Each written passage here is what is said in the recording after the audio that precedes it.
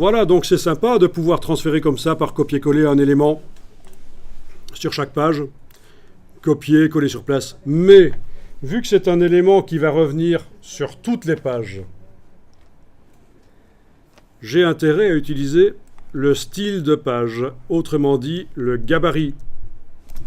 Vous voyez que toutes nos pages de notre document utilisent le gabarit A, c'est indiqué sur elles. Si je mets un élément dans le gabarit A, cet élément va se reproduire sur toutes les pages. Donc voilà ce que je vais faire. Sur la page 2, je sélectionne ma numérotation, je la supprime. Touche suppression. Sur la page 3, je sélectionne ma numérotation. Alors je pense qu'avant de faire ça, on devrait enregistrer quand même le document. Fichier enregistré sous. Je change le nom. Je peux même enregistrer une seconde fois en changeant encore le nom. Comme ça, je suis certain que dans la version 2, il y a ce qu'il faut. Je risque pas d'écraser par erreur. Voilà, j'ai enregistré 2 fois de suite le document. Là, je suis certain de ne pas perdre le boulot que j'ai fait. Donc, sur la page 2, j'ai supprimé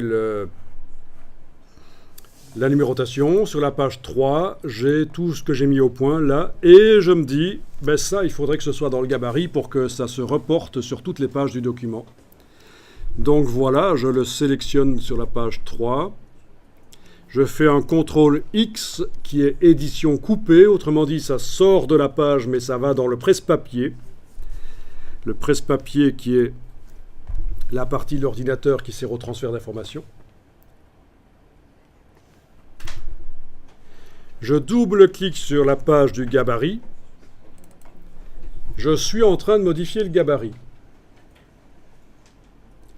Pour vraiment vérifier qu'on est en train de modifier le gabarit, vérifiez en bas à gauche de la fenêtre, il devrait être indiqué à gabarit. Si je vous dis ça, c'est parce que c'est typique dans les formations. Quand je dis de double-cliquer là sur le gabarit, il y a des personnes qui cliquent. Ils ne sont pas entrés dans le gabarit. Ils sont toujours sur la page 3. Il faut vraiment double-cliquer sur le gabarit et on vérifie, oui, on est bien sur le gabarit. Et dans le gabarit, vous faites un coller sur place. Édition, coller sur place.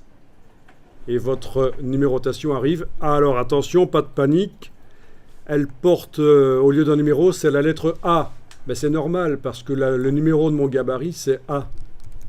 Donc c'est tout à fait normal. Quand vous insérez une balise de numérotation de page dans un gabarit, la balise prend la lettre du gabarit. Et ce n'est pas une lettre A qu'on a tapée, hein. C'est vraiment une balise de numérotation, parce que là aussi, en stage, j'ai des personnes, quand elles voient ça, « Ah, le formateur a mis la lettre A dans le gabarit ». Mais pas du tout. C'est une balise de numérotation automatique. Je vous rappelle comment ça fonctionne. C'est un clic droit, insérer un caractère spécial, marque, numéro de page active. Voilà. Et cette numérotation se retrouve maintenant sur toutes les pages. Vous pouvez voyager d'une page à l'autre. Vous voyez la numérotation. Dans le bas de la page, vous la voyez, la numérotation. Donc très pratique. Vous avez appris à faire une numérotation automatique sur les pages dans InDesign. Une numérotation personnalisée. Les possibilités sont multiples, des dizaines, des milliers de possibilités de faire des numérotations d'une manière ou d'une autre dans InDesign. Donc comparé à Word, il n'y a pas de numérotation facile à insérer dans InDesign. Ce n'est pas un bouton, tiens, j'insère une numérotation dans le document. Il faut le faire manuellement, dans le gabarit. Mais au niveau des possibilités créatives, c'est infini, c'est quand même mieux. Vous pouvez aller très loin dans la personnalisation de votre numérotation automatique.